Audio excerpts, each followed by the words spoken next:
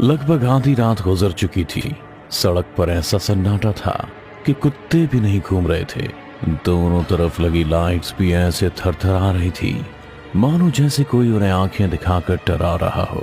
इसी बीच अचानक से सड़क के किनारे खंडर सी दिखने वाले मकान के पास से एक पीली गाड़ी तंदराते हुए आगे निकल गई। गाड़ी की पिछली सीट पर बैठी महिला ने कहा, भैया मैं कोलकाता पहली बार आई हूँ और पता नहीं उस बस वाले ने मुझे यहाँ क्यों उतार दिया। आप बस मुझे बताई गई जगह पर ठीक ठीक पहुँचा दीजिए। वैसे मैडम यहाँ से तो कोई बस नहीं गुजरती, खैर लगता है कोई अनाड़ी रहा होगा, पर आप टेंशन ना लें, मैं आपको बिल्कुल सही पते पर पहुँचा दूंगा। इतना कहते ही वो उस महिला को रियर व्यू मिरर से घूरने लगा। देखने से वो महिला काफी परेशान लग रही थी क्योंकि वो कभी अपने दोनों हाथ से सर को पकड़ रही थी तो कभी अपने मोबाइल को चलाने की कोशिश कर रही थी। तभी उस महिला ने एकदम से ड्राइवर से कहा, भैया। अचानक से उस महिला को अपनी तरफ देख वो ड्राइवर सकपका गया। उसने तुरंत ही बैक व्यू मिरर में देखते हुए कहा, हाँ मैडम क्या हुआ? वो सूटकेस आपने सही से तो रखा है ना? महिला की बात सुनकर उस ड्राइवर की जान में जान आई कि वो अपने सूटकेस के बारे में पूछ रही है, क्योंकि उसे लगा कि उस महिला ने उसे आईने में घूरते हुए देख लिया था। पर महिला के सवाल के साथ ड्राइवर को इस बात की तसल्ली हो गई। वो आगे देखते हुए अपनी गाड़ी चलाने लगा। रास्ते पर दोनों तरफ लापता हो चुके लोगों के पोस्टर लगे हुए थे, लेकिन उनमें एक चीज सामान्य थी कि सभी ने टैक्सी ड्राइवर जैसे कपड़े पहन रखे थे। इस पर महिला ने उससे कहा, लगता है इस शहर में टैक्सी ड्राइवर खूब गायब हो रहे हैं। इतना कहते हुए वो महिला अपनी दोनों हथेली पर ठुड्डी को रखते हुए आगे ड्राइवर की तरफ झुक जाती है, जिसके बाद ड्राइवर भी रियर मिरर में झांकने के बजाय उसकी तरफ देखकर कहता है, हाँ हो तो रहे पिछले कुछ हफ्तों से। तो आपको डर नहीं लगता? मैं भला क्यों डरने लगा? इतना कहते ही वो ड्राइवर गाड़ी को मेन रोड से ऐसी सड़क की तरफ मोड़ लेता है जहां सड़क किनारे एक लैंप पोस्ट ना होने की वजह से सन्नाटे के साथ साथ अंधेरा भी होता है। वो महिला गाड़ी को अचानक से ऐसे रास्ते पर मुड़ता देख थोड़ा सचेत होकर वापस सीट की तरफ खिसक जाती है। भैया आप ये किस रास्ते जा रहे हैं? शॉर्टकट है मैडम, टेंशन मत लो। ऐसे एक बात बताओ, आप यहाँ अकेले हो या किसी के साथ? अकेले हूँ, पर क्यों? नहीं, मैं तो बस यूं ही पूछ रहा था ताकि सफर अच्छा बना रहे। ड्राइवर के मुंह से ऐसी बात सुन वो महिला थोड़ी असहज हो गई थी और उसने तुरंत ही अपने पल्लू को संभालते हुए कहा, भैया आप थोड़ा जल्दी चलिए, रोड खाली ही है। अब ऐसी भी क्या जल्दी है, चल ही रहा हूँ ना। लगता है आप मेरे तारीफ का बुरा मान गई, पर बिना तारीफ किए मैं रुक नहीं पाया, क्या करूँ? ड्राइवर की इस बात सुन महिला ने फिर कहा, आप मेरी खूबसूरती पर नहीं आगे सड़क पर ध्यान देंगे तो बेहतर होगा। वो महिला कुछ और भी कहना चाह रही थी कि इतने में उस ड्राइवर का मोबाइल बजने लगा। एक मिनट मैडम, हाँ बोल, कहाँ है तू? कल से दिख नहीं रहा, कहीं तू भी तो लापता नहीं हो गया? अरे नहीं यार, कल एक मस्त सवारी गाड़ी में बैठी थी, पूरी रसगुल्ला, उसी को एक शांत ठिकाने पे ले जाकर रस पी रहा था, तो मैंने सोचा क्यों ना अपने भाई को भी याद कर लूं। कल भी कॉल किया पर तूने उठाया ही नहीं। हाँ यार वो थोड़ा बिजी था, पर बाद में मैंने कॉल किया था पर लगा ही नहीं। खैर कोई बात नहीं, मेरे पास भी रसमलाई है, पता बता आता हूँ, फिर मिलके स्वाद लेंगे, वही पुराने खंडर के पीछे। इतना सुनते ही ड्राइवर कॉल काट देता है और वापस से उस महिला को रियर व्यू मिरर से देखते हुए मुस्कुराने लगा, जिस पर पीछे बैठी वो महिला कहती है, अच्छा तो मैं रसमलाई हूँ? अरे नहीं मैडम, आप गलत समझ रही हैं, रसमलाई तो ये आगे की सीट पर है।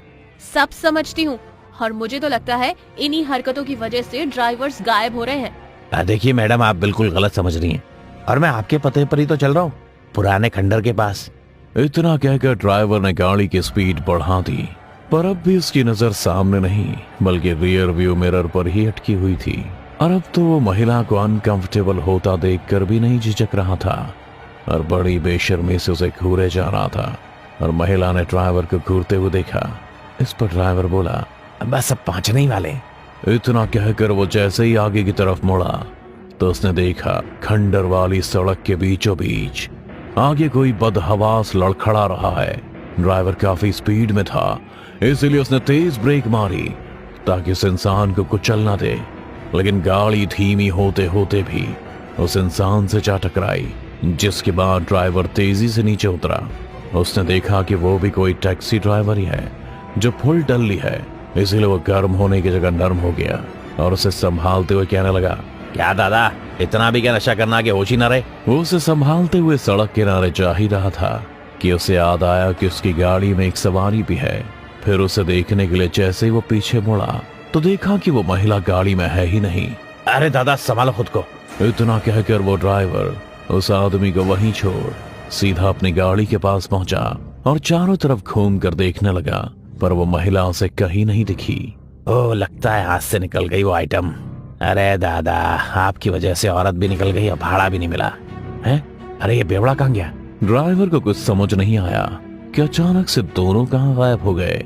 उसे लगा कि शायद दोनों अपने अपने रास्ते निकल गए, इसलिए वो दरवाजे पर टेक लगा के अपनी बीड़ी सुलगाने लगा कि तभी उसे अपने दोस्त का ख्याल आया और खुद में बड़बड़ाते हुए फोन निकाल लिया। रसमलाई तो गई, देखूं जरा दोस्त ने रसगुल्ला संभाल के रखा है नहीं। इतना कहकर वो अपने दोस्त को कॉल लगाने लगा और साथ ही बीड़ी का कश भी ले रहा था। तभी उसने ध्यान दिया कि फोन बजने की आवाज तो कहीं आसपास से ही आ रही है, जिसे सुनकर वो आवाज का पीछा करने लगा। जब वो आवाज को सुनकर उसके पास पहुंच गया तो उसे पता चला कि आवाज तो उसकी ही गाड़ी की डिक्की से आ रही है। उसने डिक्की खोलने से पहले फोन काट कर दोबारा उसी नंबर पर फोन किया, लेकिन इस बार भी फोन बजने की आवाज उसी की गाड़ी की डिक्की से आ रही थी। ड्राइवर को यह समझ नहीं आ रहा था कि वो अपने दोस्त को कॉल कर रहा है तो रिंग की आवाज उसकी गाड़ी की डिक्की से क्यों आ रही है। जानने के लिए उसने तुरंत ही डिक्की खोली तो उसमें देखा कि उस महिला का बड़ा सा बैग है, पर वो अपना बैग छोड़कर कहाँ गायब हो गई और उसके बैग में उसके दोस्त के फोन की आवाज क्यों आ रही है। ये सारी चीजें ड्राइवर के दिमाग में घूम रही थीं, इसीलिए उसने उस बैग को बाहर निकाल लिया जो पहले से और भी भारी हो चुका था। और फिर उसने जैसे ही उसे खोला तो देखा उसमें कोई कपड़ा नहीं बल्कि उसके दोस्त की अकड़ी हुई लाश है। ये देखते ही ड्राइवर को झटका सा लगता है और वो वहीं जमीन पर गिर पड़ता है। मतलब वो औरत मेरे दोस्त की लाश लेकर मेरी गाड़ी में चढ़ी थी, पर जब वो मर चुका है तो मुझसे फोन पे बात कौन कर रहा था? ये सब चीज ड्राइवर खुद से ही कह रहा था। फिर जैसे ही उसे समझ आया कि सब भूत प्रेत का चक्कर है तो तुरंत ही उठ खड़ा हुआ और आओ देखा ना था जाकर सीधे अपनी गाड़ी में बैठ गया। लेकिन बार बार चाबी घुमाने पर भी गाड़ी स्टार्ट नहीं हो रही थी।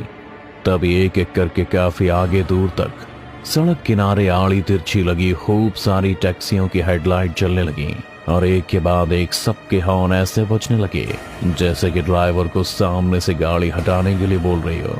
वो डर के मारे अपनी आंख कान मूंद लेता है कि तभी गाड़ी अपने आप स्टार्ट हो तेजी से आगे जाए गाड़ी से टकरा गई।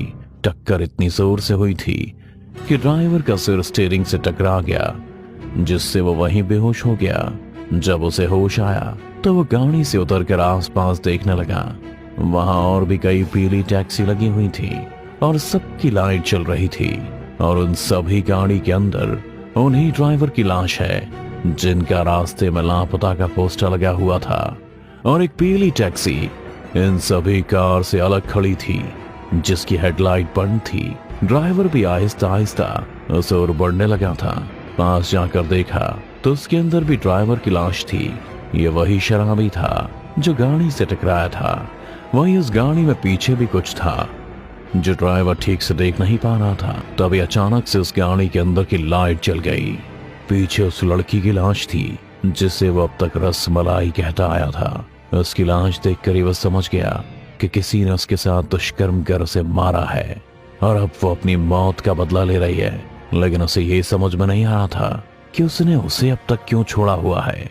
ड्राइवर के मन में इस वक्त अनंत सवाल गूंज रहे थे और अंत में वही सोचता है कि अगर वो अब तक जिंदा बच गया है तो क्यों ना यहाँ से भाग निकले। इतना सोचते ही ड्राइवर वहां से दौड़ पड़ा। वो अपनी गाड़ी को देखकर भी नहीं रुका था क्योंकि गाड़ी तो दूसरी आ जाएगी पर उसकी जान नहीं। वो अभी गाड़ी से थोड़ा आगे बढ़ा ही था कि उसके पांव रुक गए। उसकी उखड़ी हुई सांसें एक पल में शांत हो गई थी क्योंकि गाड़ी के अंदर उसी की लाश थी। उसका सिर स्टीयरिंग से टकराकर तरबूज की तरह फटा हुआ था। मतलब कि उस आत्मा ने उसे भी नहीं छोड़ा। क्योंकि उसे अभी इन जैसे और भी ड्राइवर का इंतजार है जो रात के अंधेरे में मासूम लड़की को लापता करते हैं।